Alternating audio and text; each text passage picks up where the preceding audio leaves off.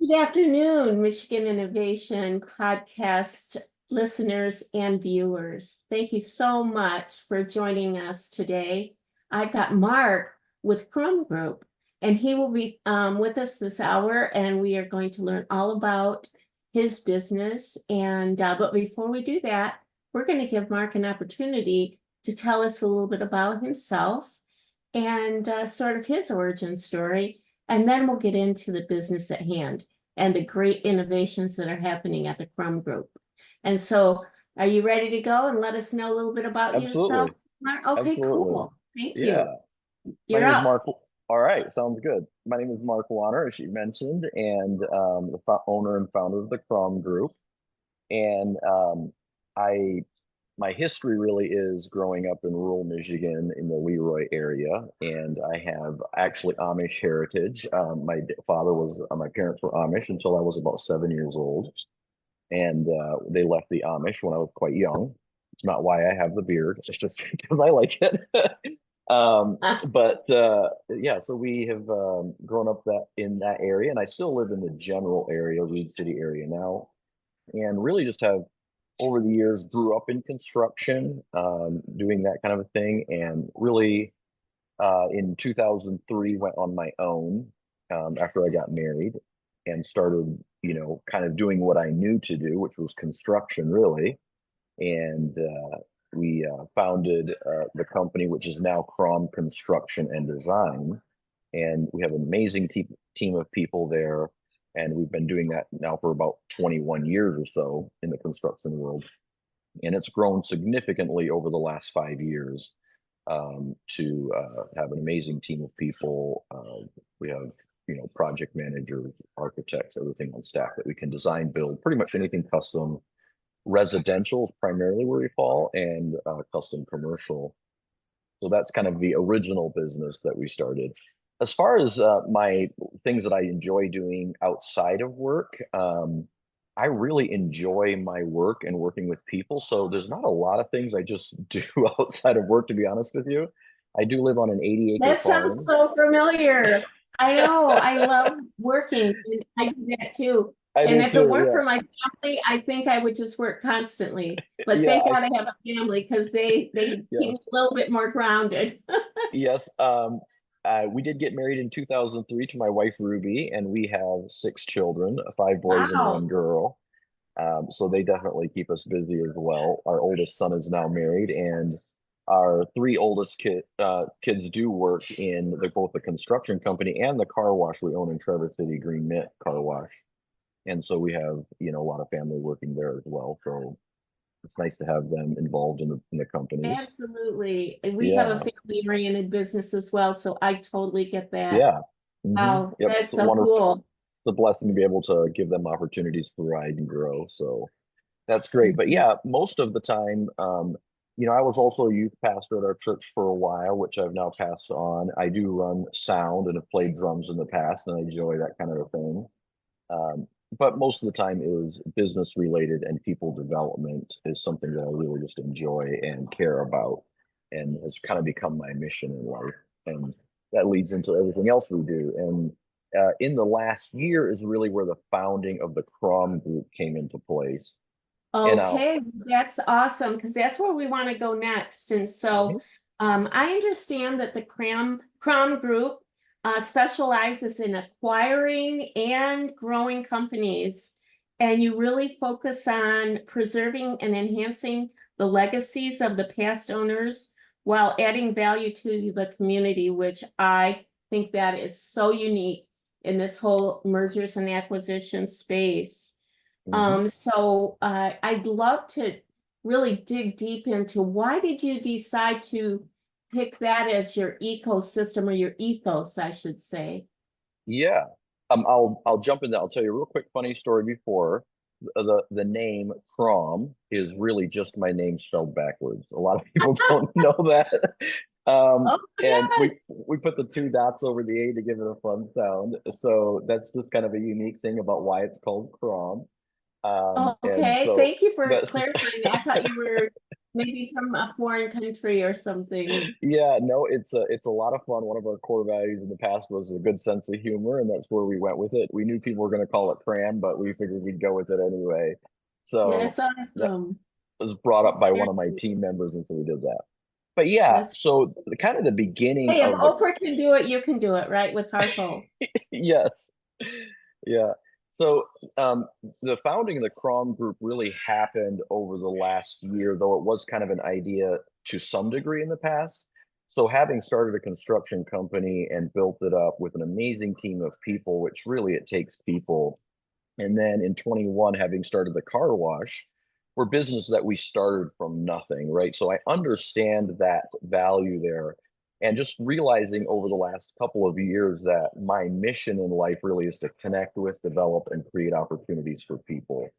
And realizing that business is people, it's not necessarily money or processes or systems.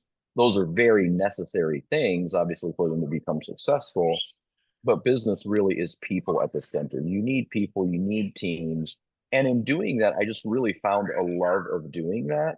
And then noticing, businesses that were sometimes closing with no succession plan, and how how small businesses are really the foundation of our communities and add so much value to the people, employees. And it's just really become more passionate for me to make sure that those can stay. And I, having grown two companies and started them, take the things that I've learned and continue growing other companies that may have otherwise closed. And so it's just become a passion of mine to do that, really based out of building two businesses and the legacy that other business owners have built, really valuing that, because I know how hard it is to start a company, bring it to life, and make it live. Absolutely. Wow. That having the background that you have in business and then spotting these opportunities, I think that's amazing. So Mhm. is that what is would you say that's your vision, or do you have a like statement of vision? Yeah, really, it's my personal mission really goes into the Cron Group, which is to connect with, develop, and create opportunities for people. Love it. That's really the company mission as well as mine. Yeah, yes, the side product of doing that is money and financial value, obviously, but Sure. really that is the goal, and we will always keep that as a priority of what we do. Yeah. So has it changed at all over time? It sounds like you started it during the pandemic. Um, yeah, so the car wash we did, the car wash we started through the pandemic.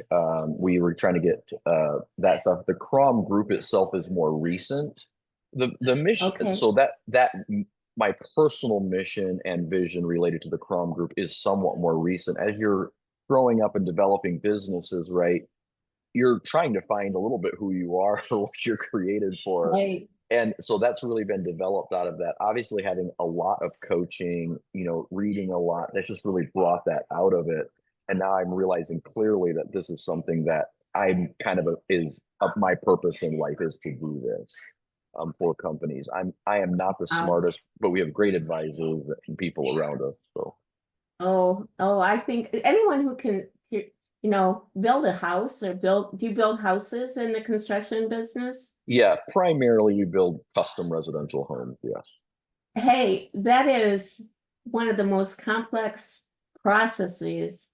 So just Yeah. knowing that you're able to organize all of that, Yeah. permits, Hmm. house, I mean, that's huge and it's so hands-on. And A lot of now, moving parts. yeah, a lot of moving parts. I think that is so amazing. Yeah. So your approach, it sounds extremely unique. Your approach, you're not looking for the 10x multipliers and the EBITDAs, and doesn't look like you're focusing on, 7 times EBITDA or whatever. I've Hmm. heard those statistics when you go after a company, but you're looking for companies a little different. So your approach to could you elaborate a little bit more on how you evaluate, and to acquire a business? Hmm.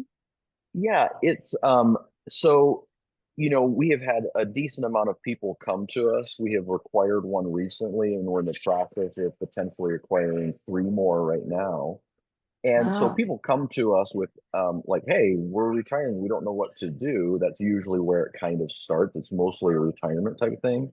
And we're looking for companies, not necessarily that we can 10x them. We're certainly not private equity. We do a lot of it through owner financing and, my father and a few other people that we have in our life that help us kind of do that. And so our approach is really to take a good company in a community and then come in and go, sometimes people, when they start a company, now they've run it for so long, there's maybe ways to optimize it, but they get tired, right? So they're kind of done with it. They're kind of a little bit at the end of their life and they have ideas, but to implement that now just seems like a lot of work. Where we can come in as a team and go, hey, there's ways to grow this to some degree and make it a lasting company.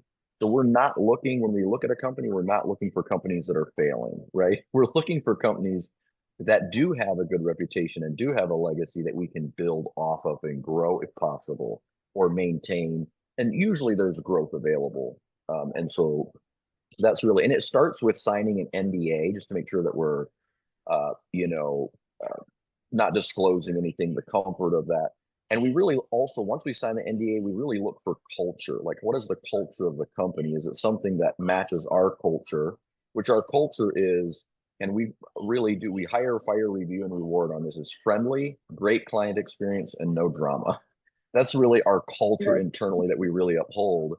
And so we look, how Right. does that match our culture? Is it a is it all falling apart or is it, how are the people, I suppose?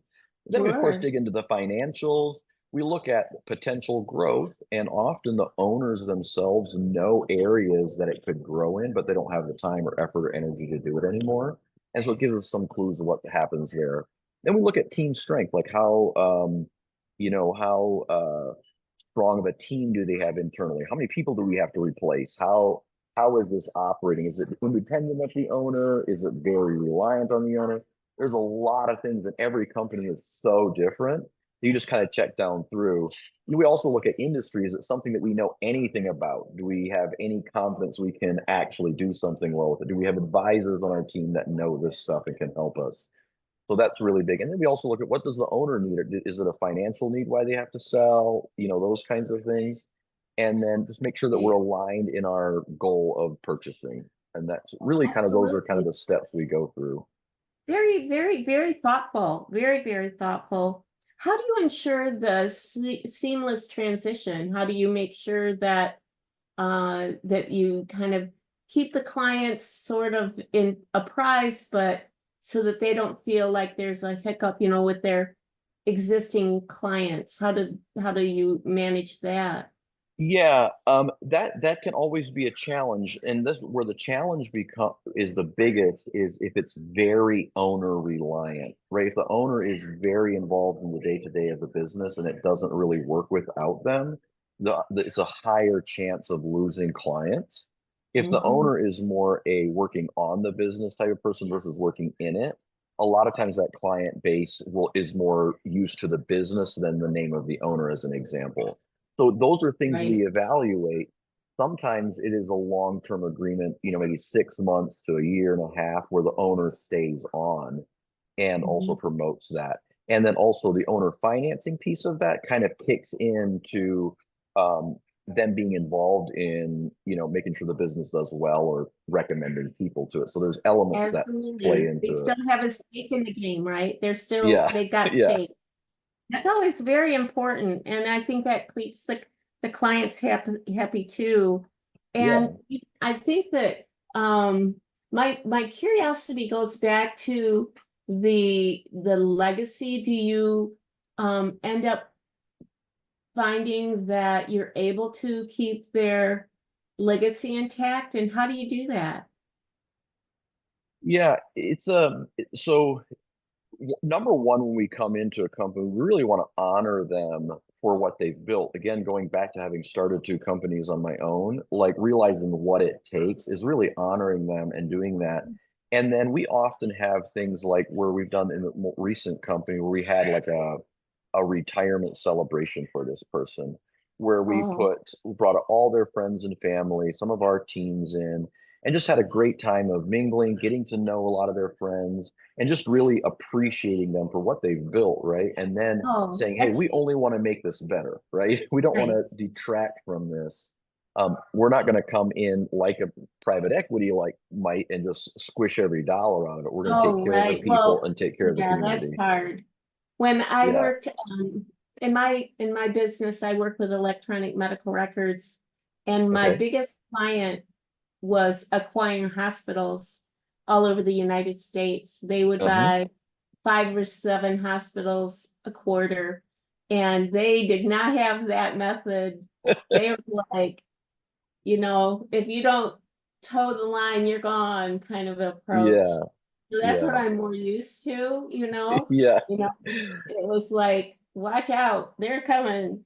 But Yeah. I just appreciate this wonderful celebration. You're bringing tears to my eyes for those owners that are really being celebrated for and honored for what they did for all those Hmm. years. Hmm. And I just think that's amazing. My parents had a very, very profitable, strong business where they had a pet shop, and they had 75 boarding kennels and about 300 tropical fish Wow. tanks.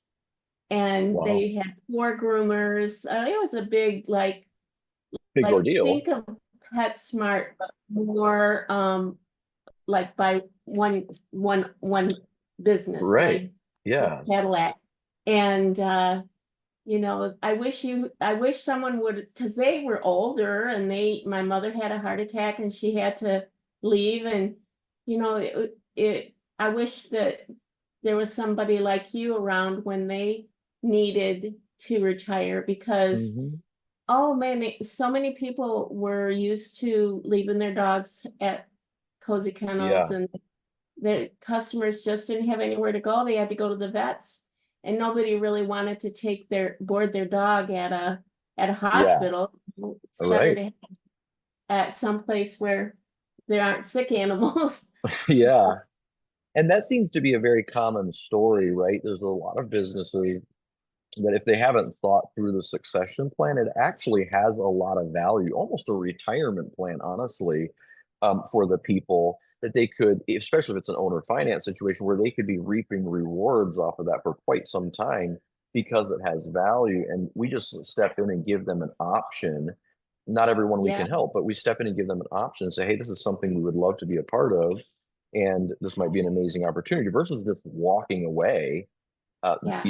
really building a value. So it's That wasn't even a thought in the yeah. world at that time. Boy, Yep. that's huge. And And so and oh, go ahead. no, and I think in the next there's some statistics that are out there that in the next 10 to 20 years or less than it, there's something like 10 million small businesses that will likely close in the US if they don't find a succession plan. It's an astronomical number. And I think with private equity coming in, it'll really change the landscape if they aren't sort of preserved, right? And so I think it's important for the fabric of our community to even be intentional about this and even have other people do that. Like it's a lot of work to run a business. It's a lot of work to start a business.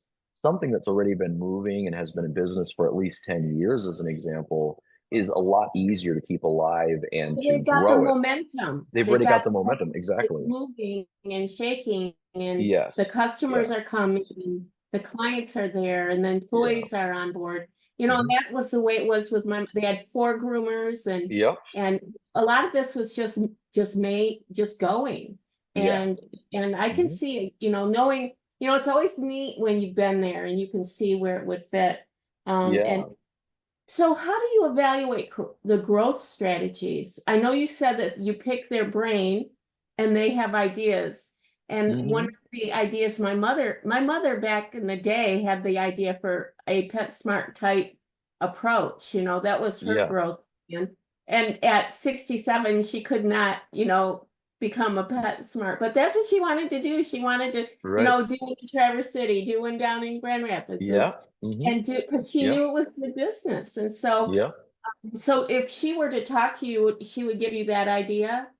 Yes, And absolutely. And a lot of times, like, depending on what segment you're in, um, recently we bought a a company out, flooring and tile company out, and we're going to add cabinetry to make it a complete interiors business, right? And we're actively looking for potentially a few more of those so that we could have some synergy among three or four of those companies in an area, right?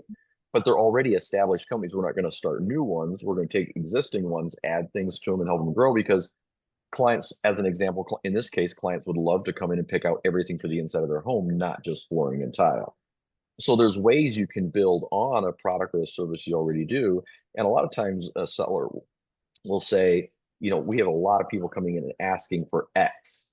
And you can go, oh, well, this would be a line we could add very easily. But they're maybe so busy and they're getting tired, they don't want to take the time to put it in. We can help do that. And that adds an extra value to us as well.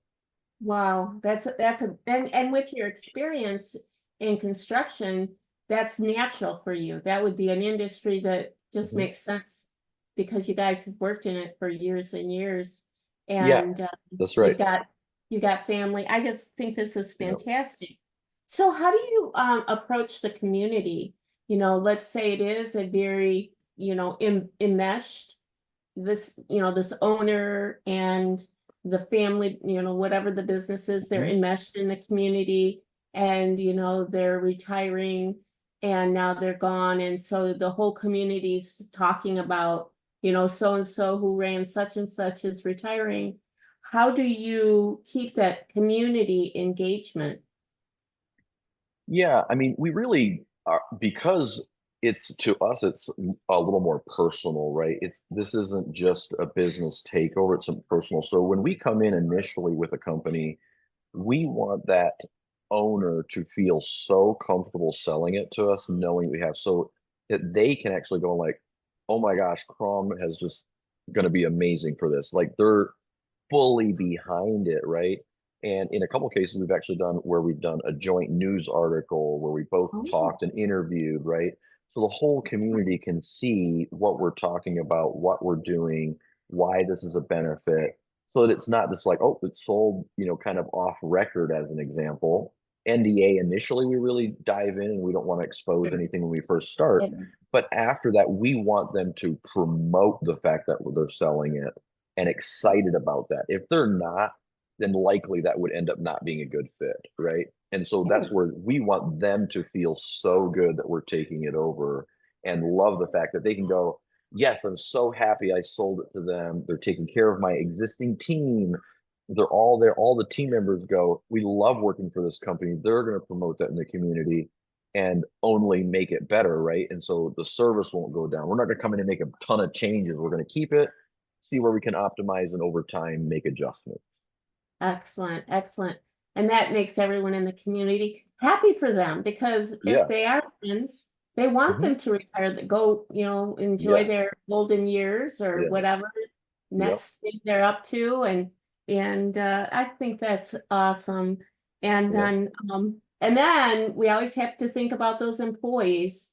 I'm Yes. sure you've got some good and bad and ugly stories about that, no matter what, change, Yep. people don't like change, and human beings don't like change. And so how do you keep those employees retention? And when do you know it's time to maybe part ways? Yeah. I would say that um uh how do I say this correctly? Make sure I say it correctly. I guess It I is would say very delicate. It is touchy. I would say I'm not a great manager. I am a great visionary, and I have people that are very good at managing with people, as an example. However, when I look at business, again, going back to what I talked about first, is it is people first. When we first come into a company, initially talking with the owner, we talk through who are your employees? What's the culture like? Who are the people like? Who might in this company be able to be a general manager? Do you have somebody that knows it and wants to move up? We're not looking just to always bring someone in from the outside. A lot of times inside there is much better retention and they already know the stuff. If they're willing and open to see some change over time and they understand, hey, there's things we could optimize and do better, we really want to do that because they already know it. It's not like coming in and Right. just, right. So one thing I would say is high performers, right, want to be on a winning team. They want to be on Mm, a winning team. And so, if you're playing a game in sports, no one that I know of really goes out there and wants to lose. And so no. we do look initially for who are the high performers in this and can they level up and can we help them level up? And Mhm. we come in first and we see people first. We don't see employees, we don't see, money. We see the people first and then we build off of that. And I'm willing for that to take some time and implement the culture. We're more than just work. We have to work our, most of our lives to provide for our families and all the things we need. But we don't want this just to be a job. We want you to be passionate about what you do and love what you do and love Mhm. working with us as a team to really grow Mhm. that and give it autonomy where it can. And then something we really do is we really work on personal growth. Mm. Really talking with people like, if you level yourself up as an individual, even if you didn't stay here, you're going to be so much more valuable anywhere else you go. How do we do that? And we've done that with a lot of our teams through like a Dale Carnegie course or those types of things where maybe it would help the company, but this is going to help them on a personal level so much more. And it's amazing to see sometimes the change that happens in people when you care about them. They know that you love them and you built that trust. So really start there. We also look for attitude first, right? If you have just a terrible attitude, that's not easy to fix. And No. that, so people that have great attitudes, skill can always be taught, but the Right. attitude is the hard part. So we look for people who have great attitudes. If those things happen, and then we look at our core values, which is friendly, great client experience, and no drama. Those are really our guides, right? Outside of that, we can teach about anything. If you can follow friendly, great client experience, no drama, and those types of things, you're gonna excel in our company, right? And it is on the person to be intentional with their lives, and we want people that want to win, and they want people that are be Mhm. passionate about it. And they will, if they do that, if they're high performers and they love winning and they have a great attitude and culture, they will do amazing in our companies. And part of the retention aspect too is that as we grow multiple companies side by side, what we really look is go, this person has an amazing skill set, but maybe for this company over here. And so Hmm. cross promoting that, that's where the Love that. connecting with developing and creating opportunities for people say, it's not just here. You're an amazing marketing person. You would do amazing on our team over here. Oh, Or isn't right. that So great? you're not just limited to that company. You can go across that. And so we Oh, really try to assess people individually. How are they doing? What amazing skills do they already have? And do they have a great attitude? Now it's a much wider cross company yeah. opportunity than Oh, just how there. exciting. It's like Yeah. you open up all sorts of opportunities for Yes. them. And Question. a lot of people Yeah, we go ahead. find out are the right people, but they're sitting in the wrong seats. And Gotcha. so we Like take no that and move cookie them to a state right seat. Yeah. to the right Yep, seat on the exactly right. bus. I love that Absolutely. analogy and that metaphor. So I know that you said that you've got a few companies that you've recently acquired, and are Mhm. you actively looking for companies Yes. to work with right now? Yeah, I mean, we are not out like pounding the street for them, but we've had in the last month or so about 5 companies reach out to us, and 3 of them are serious, and we are in the process of NDAs with them to discover. And they all look like very good companies that have been in the community for a very long time with very solid teams in place. And you're like, this really makes a lot of sense. And so we're doing a lot of due diligence and having lots of conversations with people to make sure that we're Mhm. both comfortable with the situation. So we're not actively, like, we are actively, people want to reach out to us, or if we hear of something, we're going to actively get involved, but we're not, say, marketing necessarily to drive it, um, you know, super fast as an example, but we always open. If anybody has a question, Sounds if they just want to steady. talk with it, then let's talk.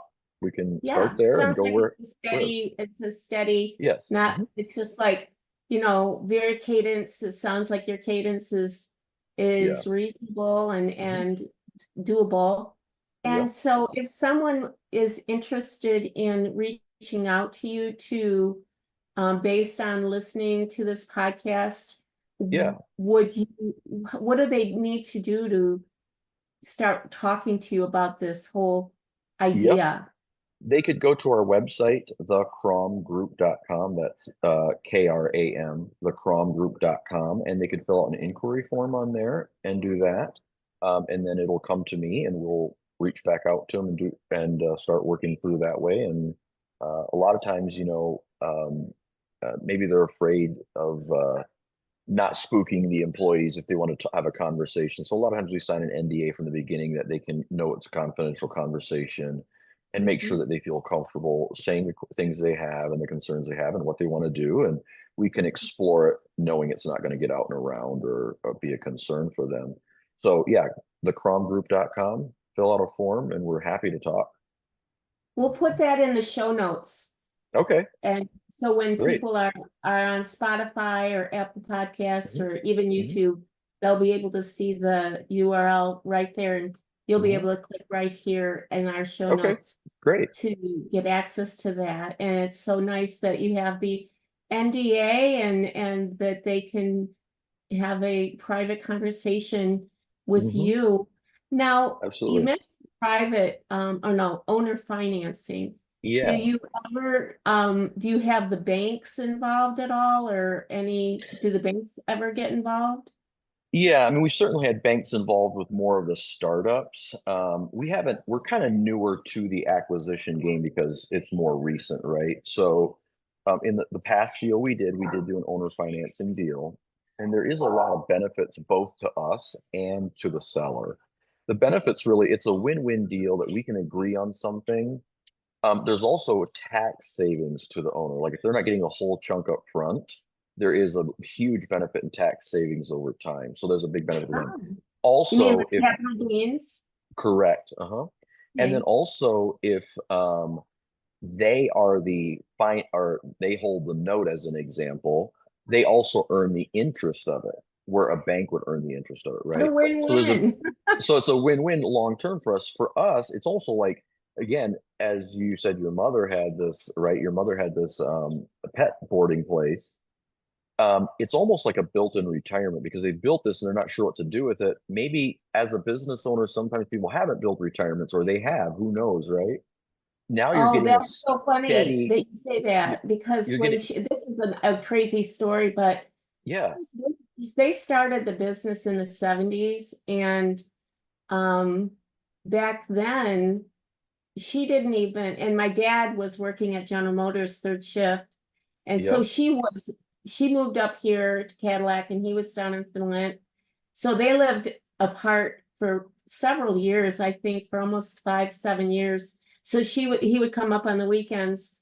But anyway, when it came time for her to retire, um, they found out that they never took a penny out of her taxes. So she had zero going into Social Security. oh It all my, went to my dad.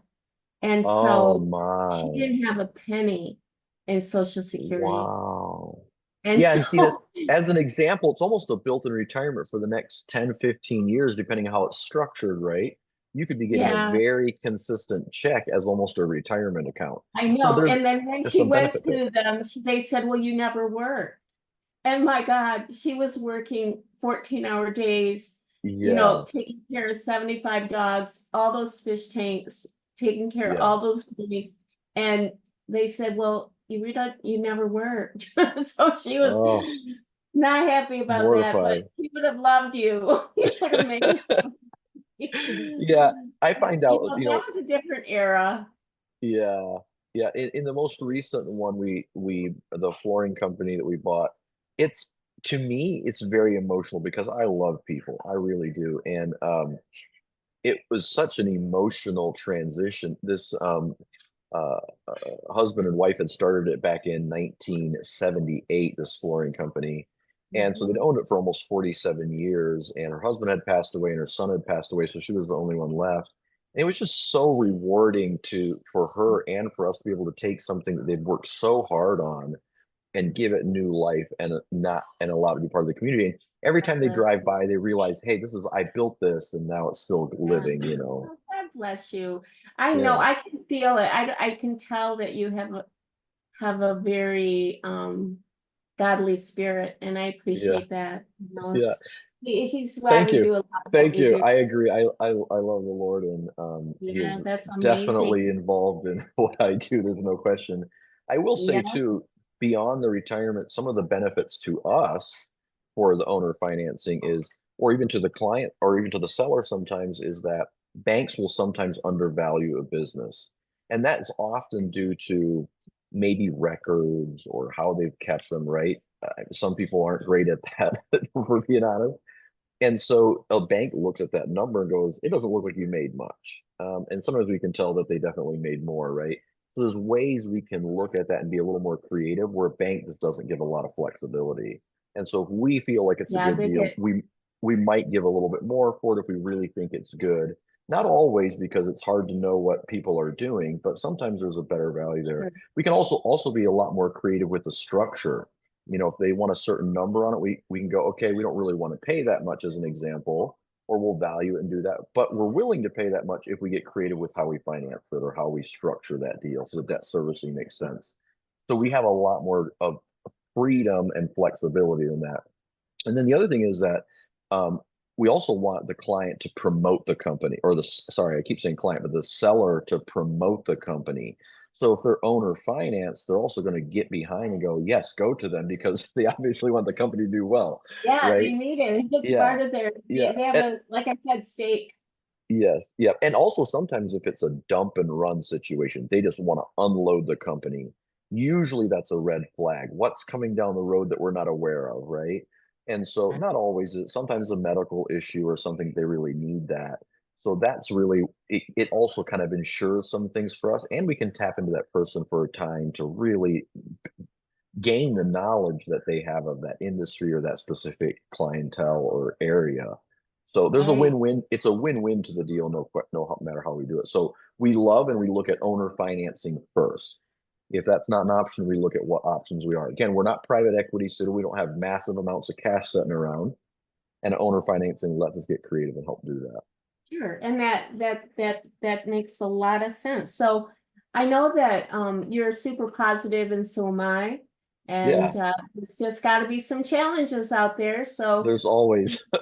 we share, sometimes we don't like to go there, but people like to know the real story and like what's it Mhm. really like. Do you have any challenges or lessons you've learned through your time in business? And it doesn't have to be just in this acquisition. I mean, you've got years of experience in business, and Mhm. have you have any interesting challenges that you had to deal with? Yeah, I mean, in business every day, as anybody who knows has been in business and started a business or done anything like that, there's challenges every day. I think the best thing that I have done is surround myself with amazing people. My teams are, in my opinion, the best, right? They care about each other, they care about the company. I don't have to babysit them, right? They really genuinely care about it. They're great friends inside of the companies, and I think that is the something I didn't know early on, right? It was something that I didn't understand early on, and really coming to the realization that business is people. And Mm, certainly sometimes you put a person in place that you thought knew what they were talking about and they clearly didn't, right? And then you go, okay, that's always, I think the biggest challenge for me is people, because I really do like people, and it's hard for me to tell someone this is just not working out. That is not something I enjoy doing at all. And I will look every which way possible, every seat possible to me before that happens, right? But at the same time, I also know keeping someone on the team that is not caring about the rest of the team, who is causing drama, or who isn't caring about it, is actually a detriment to the rest of the team. So you have to deal with it, right? And so that's right. always, I would say that's the biggest challenge. A lot of other stuff, there's Yeah. really smart people you can talk to. We have lots of good advisors. And you can overcome everything's figure outable. I heard that term Right. recently. but the people part, which is so important to be, I want to be careful and delicate with that, that it matters, Right. but also be honest. If it's causing a problem, something needs to change. And I think that's Well, really and I the, always say that they probably would be happier somewhere else because if it's they're true. grumpy and Yeah. they just don't get it, Hmm. maybe they just don't understand. Hmm. And Yep. I mean, people when I myself have been there. I wasn't happy, and no Yeah. matter, I even tried to be happy, and Hmm. I just couldn't be happy there. And so, Yeah. it's a way that, again, God kind of has a different path for Yes. you. Yes. And if And yeah. they would definitely, if they're being grumpy and unhappy, and nobody wants to be a curmudgeon or not play by the, play well with others. Yeah. It really is, they probably would be happier somewhere else. Yeah. And sometimes they're so caught up that they don't really see it. Yeah. So it isn't easy. I know I've been there myself so many It times. isn't. And one thing I would say about that is, I am realizing, and this is where I have to reconcile things in my own mind when I get into the situations. I have, you hear stories about people like, say, Oprah or other people where they've been fired, 10 times for different jobs. But when that happened, it allowed them to thrive. And so I think sometimes when we really look at it and say, it's not even loving for me to keep you here because you're not going to grow. If I would do that, maybe a spark kicks in you, right?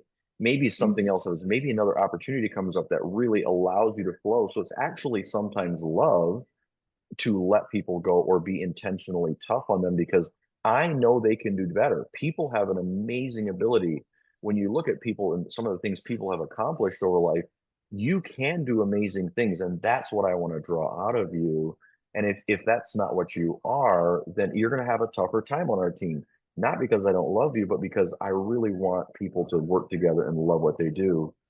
And when we first come in, we build trust first. And we don't change things up super quick, right? We watch, we pay attention, we see how it's going, and then we start going, okay, let's optimize this. So we get the people's heart. Are we on board in the same place? Where are we going? And something that recently came to me, and I've started implementing this into my companies, is when we come in, we make a pact. And I'll explain this. I love acronyms. Acronyms are amazing for me. So a lot of the processes and systems and things I teach within the companies come from an acronym. So PACT is actually an acronym, which is people, attitude, culture, and trust. So when I come into a company first, I work with the people. I see them as people. I help them to see each other as people, help clients, employees, subcontractors, suppliers, everything. We need to see everyone as people. Then we deal with attitude. Like let's focus on that. Let's talk about attitude. Let's dive into that. Then we dive into the culture, friendly, great client experience, and no drama. This is our culture here. We deal with that first before we make changes to systems, before we make changes to anything. And then through that, we build trust, be vulnerable with each other, show where we failed, honestly help each other, help hold each other accountable, build that trust as a team. So we come in first and we make a pact: people, attitude, culture, and trust. Once that's done, the processes and systems become very easy because they all have each other's back. They all want to perform the best. They love the culture they work for. They're caring about people. Now, all of a sudden, systems, we're all pulling together to make this work well. And that is the beauty that I see in that. And that's what I want to create in every company that I do. Very cool. I think that is so great. So what's the future look like for the Crom group? Well, we have a on we have a very uh um audacious goal. I don't know if that's the right word for it. But it's we really would love to own. I don't know where the number 50 came to, but we would love to own 50 companies Yeah. Wow. over the Yeah, next. Richard Oh, Branson, watch out. yes, yes. I have a great friend of mine who actually lives in Hawaii, who is a kind of mentor coach to us that really helped us. We're kind of part of that Crom group. And I have Elise, my assistant, who really helps us with, the teams and coming and Yeah, helping I put really enjoyed systems in. talking to her. Oh, She's so fantastic. friendly and Yeah, personable and totally absolutely. down to earth. I really enjoyed working with your assistant. Yeah, she's very motivated and driven and just loves doing it. And we just, make a great team that Obvious. way. And then we have Catherine, who's actually Lisa's sister, who does our finance managing. Oh, And good. then we've actually partnered with the Raymond Group up in Traverse City to help us with CFO and kind of some background business Okay. structure and that kind of thing. So we So have a like a good advisory. Yeah, fractional fractional CFO. CFO, and then also Nice. some other business pieces with that, just to people that have They're, knowledge that are much smarter than I they're am. very So tried and true. They've been around a long time. yeah, yep. I So the bought a goal, company from them once. I actually purchased, they actually had a spinoff that they created a little bit of software oh, okay, and so I bought that from them years and okay, years ago and it was a okay, good deal. It was great. nice. So Yeah, the I bought overall one of goal them. was 50 companies, but and Wow. maybe over the next 10 years or so. But Yeah. we're again going back to not pushing it. We want to make sure we maintain the culture over the speed, right? We're not Hmm. here to take, we have to hit 50 in 10 years. If we can't do that and maintain the culture of what we're trying to implement, we'll slow that down, right? Or not take as much. And really Hmm. remember that we are small businesses, right? Certainly, there might be some good medium-sized ones. There might be some small businesses that have a lot of growth opportunity. There might be other ones that just maintain really well, and we're really going to look at all of those.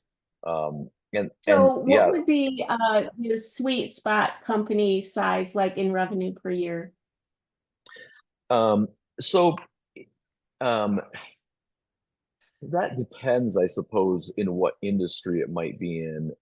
Probably in the 1 to 5 million starting is probably about where we would be. Um, Mhm. could be a little higher, and that will definitely increase over time as we, of course, build our skill set out. But that 1 to 5 million is where we're kind of like initially looking at, because it's an area we know very well. Having a Perfect. few more under our belt would make that, a lot easier too, because you just know That more makes stuff. sense. You It's just always learn more nice to know stuff. how big the bread box is, right? Yeah. Uh-huh. Yep. Well, that sounds amazing, and I'm so proud of you, and I wish you nothing but the best. I would love it if you would be able to come back on the podcast with Yeah. one of your um acquired, like a Yeah. GM of one of your companies, like a general Yeah. manager, like Yeah. talk, hey, we Mhm. were acquired and now here we are, maybe in a year or something like that. Yeah. Yeah. Would you be That able would to be do that, you awesome. think? Yeah, I think absolutely. that people would love to see this, Yeah, like a before and after kind of thing. absolutely. Yep. I love that. I'd be totally into that. Oh, good. Oh, good. Yeah. Well, I'm going to give you the final word here. Is there anything in your mind that you'd like to share with the team out there in the podcast world? I just want to thank you, Rose, for allowing me to have a conversation with you about this and get the word out there. And I really do love what I do. This is not just a business for me. This is really a passion of mine. And I really want that to show through, and I want that to be real. And I think people that see me and get to know It's me will understand that. it's coming through loud and clear. Let me tell you, it's loud and clear. Good, This good. this is your calling, and I agree with you on that. And Yeah, I'm just so happy that you've got your family around you and that your family's yeah, involved well, and absolutely. that you're building a legacy in your own business and your own family. And Hmm. I love that whole concept because I Yeah, do that as well. And yeah. I think that family is, that's why I do what I do, and I can see that Hmm. shines through with you as well. Yeah. So with that, Yeah. I am going to wrap this up and Okay. just congratulations. We had a great conversation, and we are Yeah. definitely going to have Mark and the Crown Group back on and when he's ready and he's got a GM that wants to share a story or two with us. So with that, Yeah. we'll both say bye. We'll see you Goodbye. next Have a great day. time. Thank you so much. Yeah, thank you.